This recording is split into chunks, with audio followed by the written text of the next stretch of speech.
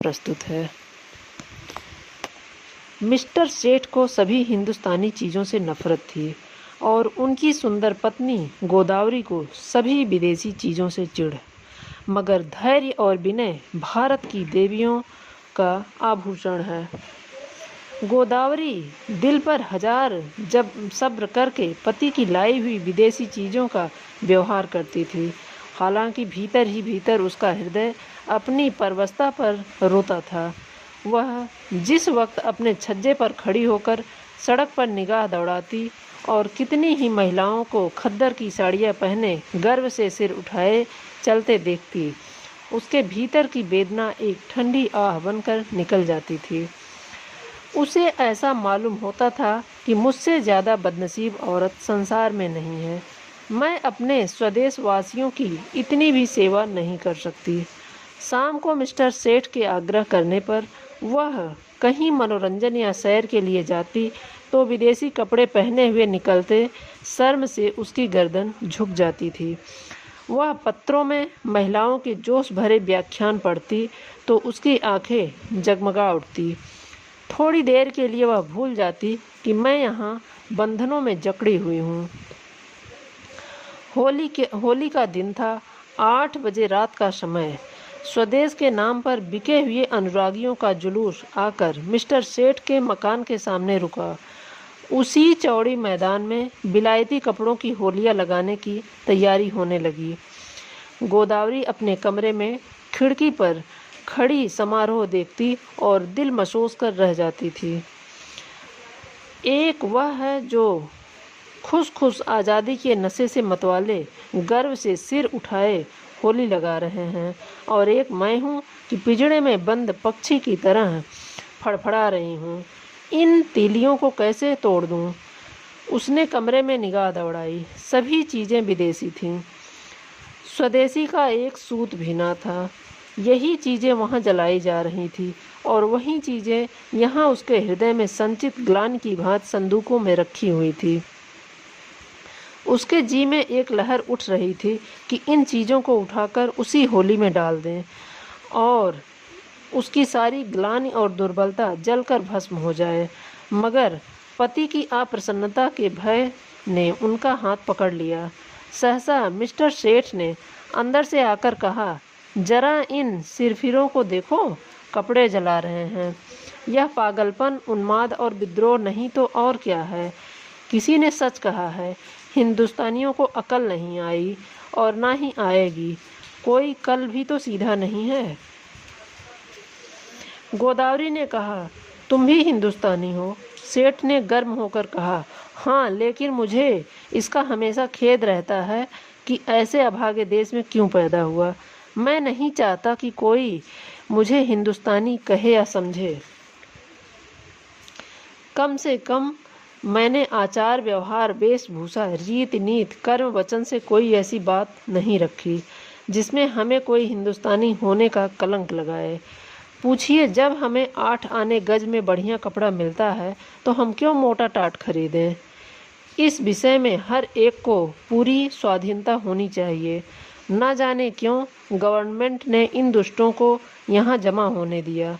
अगर मेरे हाथ में अधिकार होता तो सबको जहन्नुम रसीद कर देता। तब आटे दाल का भाव मालूम होता। गोदावरी ने अपने शब्दों में तीक्ष्ण तिरस्कार भर कहा, तुम्हें अपने भाइयों का जरा भी ख्याल नहीं आता?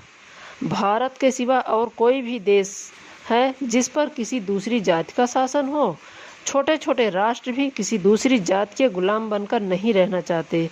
क्या एक हिंदुस्तानी के लिए यह लज्जा की बात नहीं है कि वह अपने थोड़े से फायदे के लिए सरकार का साथ देकर अपने ही भाइयों के साथ अन्याय करे? सेठ ने भौहें चढ़ाकर कहा, मैं इन्हें अपना भाई नहीं समझता। गोदावरी, आखिर तुम्हें सरकार जो वेतन देती है वह इन्हीं की जेब से तो आता है। सेठ, मुझे इससे कोई मतलब नहीं कि मेरा वेतन किसकी जेब से आता है। मुझे जिसके हाथ से मिलता है वह मेरा स्वामी है। ना जाने इन दुष्टों को क्या सनक सवार हुई है। कहते हैं भारत आध्यात्मिक देश है। क्या आध्यात्म का यही आशय है कि परमात्मा के विधानों का विरोध किया जाए?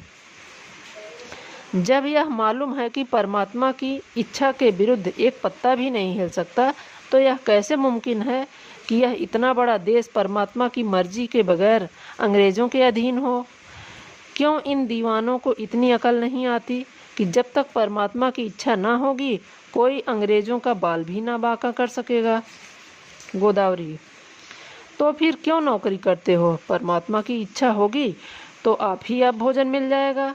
बीमार होते हो तो क्यों दौड़े वैद्य के घर जाते हो?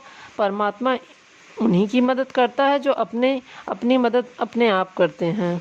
सेठ: बेशक करता है, लेकिन अपने घर में आग लगा देना, घर की चीज़ों को जला देना ऐसे काम हैं जिन्हें परमात्मा कभी नहीं पसंद करता। गोदावरी: तो यहाँ के लोगों को चुपचाप बैठे रहना चाहिए? सेठ: नहीं, रोना चाहिए। इस तरह रोना चाहिए जैसे बच्चा माता के दूध के लिए रोता है। सहसा होली जली, आग की शिखाएं आसमान से बातें करने लगी, मानो स्वाधीनता की देवी अग्नि वस्त्र धारण किए हुए आकाश के दरवाजे के गले मिलने जा रही हो। दीनानाथ ने खिड़की बंद कर दी। उनके लिए यह दृश्य भी असहनीय था। गोदावरी इस तरह खड़ी थी जैसे कोई गाय कसाई के खूंटे पर खड़ी हो। उसी वक्त किसी के गाने की आवाज़ आई, वतन की देखिए तकदीर कब बदलती है। गोदावरी के विषाद भरे हुए हृदय में यह चोट लगी। उसने खिड़की खोल दी और नीचे की तरफ झांका। होली अब भी जल रही थी और एक अंधा लड़का अपनी खंजरी बजाकर गा रहा था, वतन की देखिए तकदीर कब बदलती है। वह खिड़की के सामने पहुंचा तो गोदावरी ने पुकारा, ओ अंधे, खड़ा रह। अंधा खड़ा हो गया। गोदावरी ने संदूक खोला, पर उसमें उसे 1 पैसा मिला। नोट और रुपए थे, मगर अंधे फकीर को नोट या रुपए देने का तो सवाल ही नहीं था।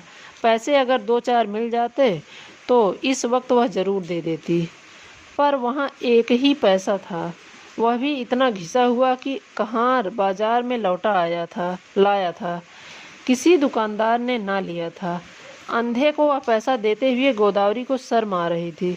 वह जरा देर तक पैसे को हाथ में लिए संशय में खड़ी रही। तब अंधे को बुलाया और पैसा दे दिया। अंधे ने कहा, माताजी कुछ खाने को दे दीजिए, आज दिन भर से कुछ नहीं खाया। गोदावरी: दिन भर मांगता है तब भी तुझे खाने को नहीं मिलता? अंधा: क्या करूं माता, कोई खाने को नहीं देता। गोदावरी: इस पैसे का चबैना लेकर खा लेना। अंधा: खा लूँगा माताजी, भगवान आपको खुश रखे, अब यहीं सोता हूँ। दूसरे दिन प्रातःकाल कांग्रेस की तरफ से एक आम जलसा हुआ। मिस्टर सेठ ने बिलायती दूध पाउडर, बिलायती ब्रश से दांतों पर मला, बिलायती साबुन से नहाया, बिलायती चाय बिलायती प्यालियों से पी, बिलायती बिस्कुट बिलायती मक्खन के साथ खाया, बिलायती दूध पिया, फिर बिलायती सूट धारण करके बिलायती सिंगार मुंह में दबाकर घर से निकले और अपनी मोटरसाइकिल पर बैठकर फ्लावर शो देखने चले गए। गोदावरी को रात भर नींद नहीं आई। दुराशा और पराजय की कठिन यंत्रणा किसी कोड़े की तरह उसके हृदय पर पड़ रही थी। ऐसा मालूम होता था कि उसके कंठ में कोई कड़वी चीज़ अटक गई हो। मिस्टर सेठ को अपने प्रभाव में लाने की उसने वह सब योजनाएं की जो एक रमणी कर सकती है, पर उस भले आदमी पर उसके सारे हाव भाव, मृदु मुस्कान और वाणी विलास का कोई असर न हुआ। खुद तो स्वदेशी वस्त्रों के व्यवहार करने पर क्या राजी होते, गोदावरी के लिए एक खद्दर की साड़ी लाने पर सहमत ना हुए। यहाँ तक कि गोदावरी ने उनसे कहा, कभी कोई चीज़ मांगने की कसम खा ली। क्रोध और ग्लानि ने उनकी सद्भावनाओं को इस तरह विकृत कर दिया जैसे कोई मैली वस्त्र निर्मल जल को दूषित कर देती है। उसने सोचा, जब यह मेरी इतनी सी बात नहीं मान सकते, तब फिर मैं क्यों इनके इशारे पर चलूं, क्यों इनकी इच्छाओं की लौंडी बनी फिरूं। मैंने इनके साथ कुछ अपनी आत्मा नहीं बेची है। अगर आज ये चोरी का गबन करें तो क्या मैं सज़ा पाऊंगी? उसकी सज़ा ये खुद झेलेंगे। उसका अपराध इनके ऊपर होगा। इन्हें अपने कर्म और वचन का अख्तियार है, मुझे अपने कर्म और वचन का अख्तियार। यह अपनी सरकार की गुलामी करें, अंग्रेज़ों की चौखट पर नाक रगड़ें, मुझे क्या गरज है उसमें उनका सहयोग करूं? जिसमें आत्माभिमान नहीं, जिसने अपने को स्वार्थ के हाथों बेच दिया, उसके प्रति अगर मेरे मन में भक्ति ना हो तो मेरा दोष नहीं है। यह नौकर है या गुलाम? नौकरी और गुलामी में अंतर है। नौकर कुछ नियमों के अधीन अपना निर्दिष्ट काम करता है, वह नियम तो नौकर उसको सहन करने के लिए मजबूर नहीं। गुलाम के लिए कोई शर्त नहीं, उसकी दैहिक गुलामी पीछे होती है, मानसिक गुलामी पहले ही हो जाती है। सरकार ने इन्हें कब कहा है कि देसी चीज़ें ना खरीदें? सरकारी टिकटें तक पर यह शब्द लिखे होते हैं, स्वदेशी चीज़ें खरीदो। इससे विदित है कि सरकार देसी चीज़ों का निषेध नहीं करती। फिर भी यह महाशय सुरखरू बनने की फिक्र में सरकार से भी 2 अंगुल आगे बढ़ना चाहते हैं। मिस्टर सेठ ने कुछ झेपते हुए कहा, कल फ्लावर शो देखने चलोगी? गोदावरी ने विरक्त मन से कहा, नहीं, बहुत अच्छा तमाशा है, मैं कांग्रेस के जलसे में जा रही हूँ। मिस्टर सेठ के ऊपर ये छत गिर पड़ी होती या उनसे बिजली का तार हाथ से पकड़ लिया होता तो भी वह इतने बदहवास ना होते। आंखें फाड़ कर बोले, तुम कांग्रेस के जलसे में जाओगी? हाँ, ज़रूर जाऊंगी। मैं नहीं चाहता कि तुम वहाँ जाओ। अगर तुम मेरी परवाह नहीं करते तो मेरा धर्म नहीं कि तुम्हारी हर आज्ञा का पालन करूं। मिस्टर सेठ ने आंखों में विष भरकर कहा, नतीजा बुरा होगा। गोदावरी मानो तलवार के सामने छाती खोलकर बोली, इसकी चिंता नहीं, तुम किसी के ईश्वर नहीं हो। मिस्टर सेठ खूब गर्म पड़े, धमकियां दी, आखिर मुंह फेर कर लेटे रहे। प्रातःकाल फ्लावर शो जाते समय भी उन्होंने गोदावरी से कुछ ना कहा। गोदावरी जिस समय कांग्रेस के जलसे में पहुंची तो कई हजार मर्दों और औरतों का जमाव था। मंत्री ने चंदे की अपील की थी और कुछ लोग चंदा दे रहे थे। गोदावरी उस जगह खड़ी हो गई जहां और स्त्रियां जमा थी। देखने लगी कि लोग क्या देते हैं। अधिकांश लोग 2-2, 4-4 आना ही दे रहे थे। वहां ऐसा धनवान था ही कौन? उसने अपनी जेब टटोली तो 1 रुपया निकला। उसने समझा कि यह काफ़ी है। इसी इंतजार में थी कि झोली सामने आवे तो इसमें डाल दूं। सहसा वही अंधा लड़का जिसे कि उसने पैसा दिया था न जाने किधर से आ गया और ज्यों ही चंदे की झोली उसके सामने पहुंची उसने उसमें कुछ डाल दिया। सबकी आंखें उसकी तरफ उठ गई। सबको कौतूहल हो रहा था कि अंधे ने क्या दिया। कहीं 1 आध पैसा मिल गया होगा। दिन भर गला फाड़ता है तब भी तो उस बेचारे को रोटी नहीं मिलती। अगर यही गाना पिशवाज और साज के साथ किसी महफिल में होता तो रुपए बरसते, लेकिन सड़क पर गाने वाले अंधे की कौन परवाह करता है। झोली में पैसा डालकर अंधा वहां से चल दिया और कुछ दूर जाकर गाने लगा, वतन की देखिए तकदीर कब बदलती है। सभापति ने कहा, मित्रों देखिए, यह वह पैसा है जो एक गरीब अंधा लड़का इस झोली में डाल गया है। मेरी आंखों में इस 1 पैसे की कीमत किसी अमीर के 1000 रुपये से कम नहीं है। शायद यही इस गरीब की सारी बिसात होगी। जब ऐसे गरीबों की सहानुभूति हमारे साथ है तो मुझे सत्य की विजय में कोई संदेह नहीं मालूम होता। हमारे यहाँ क्यों इतने फकीर दिखाई देते हैं? या तो इसलिए कि समाज में कोई इन्हें काम नहीं रह गए कि कुछ काम करें, या भिक्षावृत्ति ने इनमें कोई सामर्थ्य ही नहीं छोड़ी। स्वराज्य के सिवा इन गरीबों का अब उद्धार कौन कर सकता है? देखिए वह गा रहा है, वतन की देखिए तकदीर कब बदलती है। इस पीड़ित हृदय में कितना उत्सर्ग है। क्या अब भी कोई संदेह कर सकता है कि यह किसकी आवाज़ है? पैसा ऊपर उठाकर आप में से कौन इस रत्न को खरीद सकता है? गोदावरी के मन में जिज्ञासा हुई, क्या यह वही पैसा तो नहीं जो रात में मैंने उसे दिया था? क्या उसने सचमुच रात को कुछ नहीं खाया? उसने जाकर समीप से पैसे को देखा जो मेज पर रख दिया गया था। उसका हृदय धक हो गया। यह वही घिसा हुआ पैसा था। उस अंधे की दशा, उसके त्याग का स्मरण करके गोदावरी अनुरक्त हो उठी। कांपते हुए स्वर में बोली, मुझे आप यह पैसा दे दीजिए, मैं 5 रुपए दूंगी। सभापति ने कहा, एक बहन इस पैसे के दाम 5 रुपए दे रही है। दूसरी आवाज़ आई, 10 रुपए। तीसरी आवाज़ आई, 20 रुपए। गोदावरी ने इस अंतिम व्यक्ति की ओर देखा। उसके मुख पर आत्माभिमान झलक रहा था, मानो कह रहा था कि यह कौन है जो मेरी बराबरी कर सके। गोदावरी के मन में स्पर्धा का भाव जाग उठा। चाहे कुछ हो जाए, इसके हाथ में यह पैसा न जाए। समझता है इसने 20 रुपए क्या कह दिए, सारे संसार का मोल ले लिया। गोदावरी ने कहा, 40 रुपए। उस पुरुष ने तुरंत कहा, 50 रुपए। हजारों आंखें गोदावरी की ओर उठ गईं, मानो कह रही हों, अब आप ही हमारी लाज रखिए। गोदावरी ने उस आदमी की ओर देखकर धमकी से मिले हुए स्वर में कहा, 100 रुपए। धनी आदमी ने भी तुरंत कहा, 120 रुपए। लोगों के चेहरे पर हवाइयाँ उड़ने लगी। समझ गए इसी के हाथ विजय रही। निराश आंखों से गोदावरी की ओर ताकने लगे, मगर ज्यों ही गोदावरी के मुंह से निकला 150 कि चारों तरफ से तालियां पड़ने लगी, मानो किसी दंगल के दर्शक अपने पहलवान की विजय पर मतवाले हो गए हों।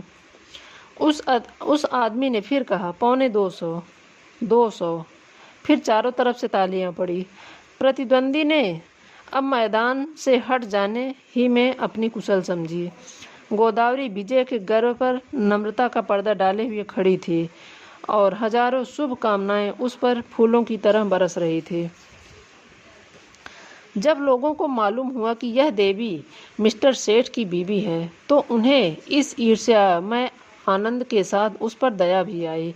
मिस्टर सेठ अभी फ्लावर शो में ही थे कि एक पुलिस के अफसर ने उन्हें यह घातक संवाद सुनाया। मिस्टर सेठ सकते में पड़ गए, मानो सारी देह शून्य पड़ गई हो। फिर दोनों मुट्ठियां बांध ली, दांत पीसे, होंठ चबाए और उसी वक्त घर चले। उनकी मोटरसाइकिल कभी इतनी तेज ना चली थी। घर में कदम रखते ही उन्होंने चिंगारियां भरी आंखों से देखते हुए कहा, क्या तुम मेरे मुंह में कालिख पुतवाना चाहती हो? गोदावरी ने शांत भाव से कहा, कुछ मुंह से तो कहो या गालियां ही दिए जाओगे। तुम्हारे मुंह में कालिख लगेगी तो क्या मेरे मुंह में ना लगेगी? तुम्हारी जड़ खुदेगी तो मेरे लिए दूसरा कौन सा सहारा है? मिस्टर सेठ, सारे शहर में तूफान मचा हुआ है, तुमने मेरे रुपए दिए क्यों? गोदावरी ने उसी शांत भाव से कहा, इसीलिए कि मैं उसे अपना ही रुपया समझती हूँ। मिस्टर सेठ दांत किटकिटाकर बोले, हरगिज नहीं, तुम्हें मेरा रुपया खर्च करने का कोई हक नहीं है। गोदावरी, बिल्कुल गलत। तुम्हारे रुपए खर्च करने का तुम्हें जितना अख्तियार है उतना ही मुझको भी है। हाँ, जब तलाक का कानून पास करा लोगे और तलाक दे दोगे तब ना रहेगा। मिस्टर सेठ ने अपना हैट इतने जोर से मेज पर फेंका कि वह लुढ़कता हुआ जमीन पर गिर पड़ा और बोले, मुझे तुम्हारी अकल पर अफसोस आता है। जानती हो तुम्हारी इस उदंडता का क्या नतीजा होगा? मुझसे जवाब तलब हो जाएगा। बतलाओ क्या जवाब दूंगा? जब यह जाहिर कि कांग्रेस सरकार से दुश्मनी कर रही है, तो कांग्रेस की मदद करना सरकार के साथ दुश्मनी करना नहीं है। तुमने तो नहीं की कांग्रेस की मदद, तुमने तो की। इसकी सज़ा मुझे मिलेगी या तुम्हें? अगर मैं चोरी करूं तो क्या तुम जेल जाओगे? चोरी की बात और है, यह बात और ही है। तो क्या कांग्रेस की मदद करना चोरी या डाके से भी कहीं बुरा है? हाँ, सरकारी नौकर के लिए चोरी या डाके से भी कहीं बुरा है। मैंने यह नहीं समझा था।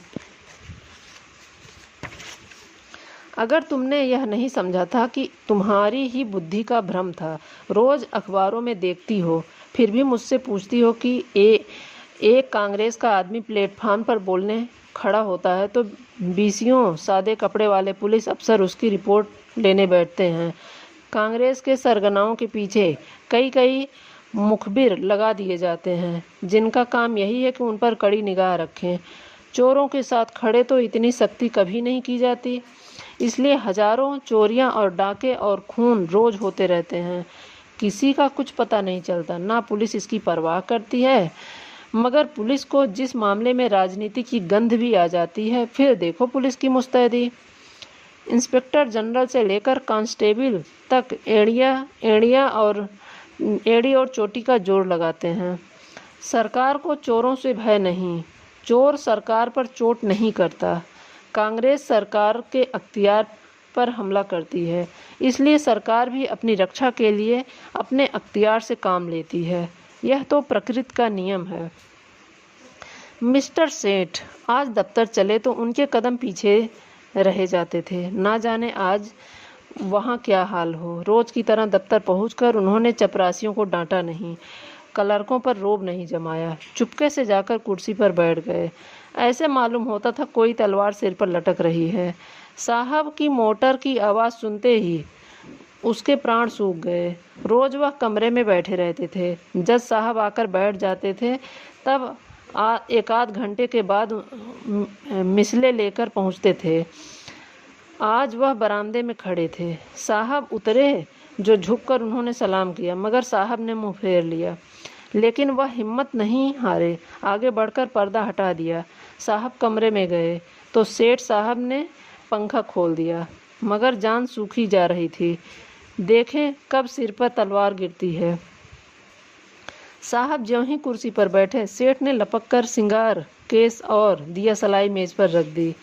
एकाएक ऐसा मालूम हुआ मानो आसमान फट गया हो। साहब गरज उठे, तुम दगाबाज आदमी हो। सेठ ने इस तरह साहब की ओर देखा जैसे उसका मतलब नहीं समझे। साहब ने फिर गरज कर कहा, तुम दगाबाज आदमी हो। मिस्टर सेठ का खून गर्म हो उठा। बोले, मेरा तो ख्याल है कि मुझसे बड़ा राजभक्त इस देश में ना होगा। साहब, तुम नमक हराम आदमी हो। मिस्टर सेठ के चेहरे पर सुर्खी आई। आप व्यर्थ ही अपनी जबान खराब कर रहे हैं। साहब, तुम शैतान आदमी हो। मिस्टर सेठ की आंखों में सुर्खी आई। आप मेरी बेइज्जती कर रहे हैं। ऐसी बातें सुनने की मुझे आदत नहीं है। साहब, चुप रहो। यू ब्लडी, तुम्हें सरकार 500 रुपये इसलिए नहीं देता कि तुम अपनी वाइफ के हाथ से कांग्रेस को चंदा दिलवाओ। तुमको सरकार इसलिए रुपया नहीं देता। मिस्टर सेठ को अब अपनी सफाई देने का अवसर मिला। बोले, मैं आपको विश्वास दिलाता हूँ कि मेरी वाइफ ने सरासर मेरी मर्जी के खिलाफ रुपए दिए हैं। मैं तो उस वक्त फ्लावर शो देखने गया था, जहाँ मिस फ्रॉक का गुलदस्ता 5 रुपए में लिया। वहाँ से लौटा तो मुझे यह खबर मिली। साहब, ओह, तुम हमको बेवकूफ़ बनाता है। यह बात अग्निशिखा की भांति ज्यों ही साहब के मस्तिष्क में घुसी, उनके मिजाज का पारा उबाल के दर्जे पर पहुंच गया। किसी हिंदुस्तानी की इतनी मजाल कि उन्हें बेवकूफ़ बनाए। वह जो हिंदुस्तान के बादशाह हैं, जिनके पास बड़े बड़े तालुकेदार सलाम करने आते हैं, जिनके नौकर को बड़े बड़े रईस नजराना देते हैं, उन्हीं को कोई बेवकूफ़ बनाए।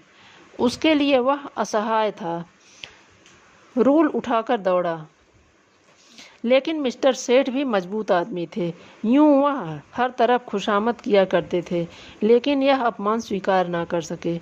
उन्होंने रूल को तो हाथ पर लिया और एक डग आगे बढ़कर ऐसा घूसा साहब के मुंह पर रसीद किया कि साहब की आंखों के सामने अंधेरा छा गया। वह इस मुष्टि प्रहार के लिए तैयार ना थे। उन्हें कई बार इसका अनुभव हो चुका था कि नेटिव बहुत शांत, दब्बू और गमखोर होता है।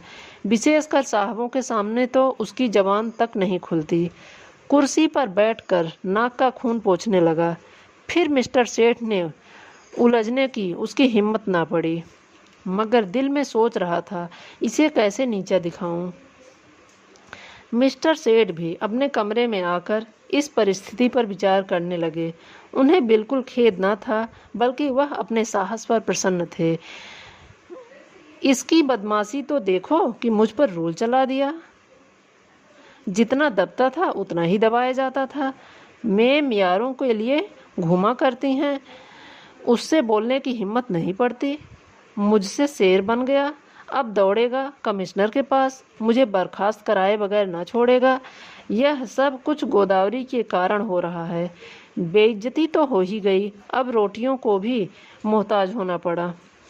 मुझसे तो कोई पूछेगा भी नहीं कि बर्खास्तगी का परवान आ जाएगा। अपील कहाँ होगी? सेक्रेटरी है यह हिंदुस्तानी, मगर अंग्रेज़ों से भी ज़्यादा अंग्रेज़।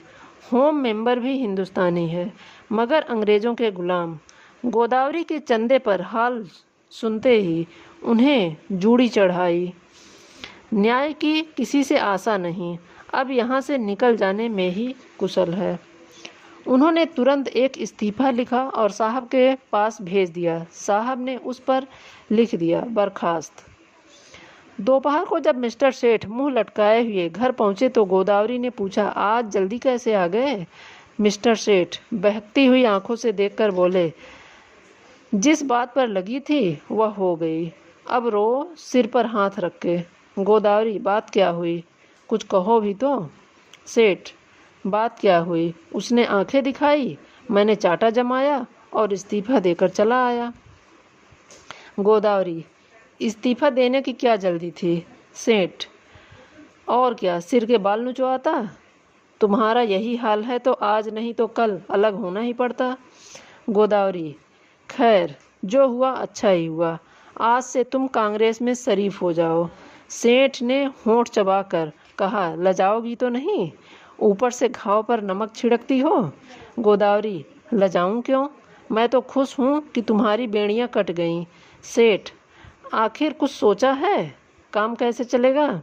गोदावरी, अब सोच लिया है, मैं चलाकर दिखा दूंगी। हाँ, मैं जो कुछ कहूँ वह तुम किए जाना। अब तक मैं तुम्हारे इशारे पर चलती थी, अब से तुम मेरे इशारे पर चलना। मैं तुमसे किसी बात की शिकायत ना करती थी। तुम जो कुछ खिलाते थे खाती थी, जो कुछ पहनाते थे पहनती थी, महल में रखते थे महल में रहती थी, झोपड़ी में रखते थे झोपड़ी में रहती थी। उसी तरह तुम भी रहना। जो काम करने को कहूँ वह करना, फिर देखो कैसे काम नहीं चलता। बड़प्पन सूट बूट और ठाट बाट में नहीं है। जिसकी आत्मा पवित्र है वही ऊंचा है। आज तक तुम मेरे पति थे, आज से मैं तुम्हारा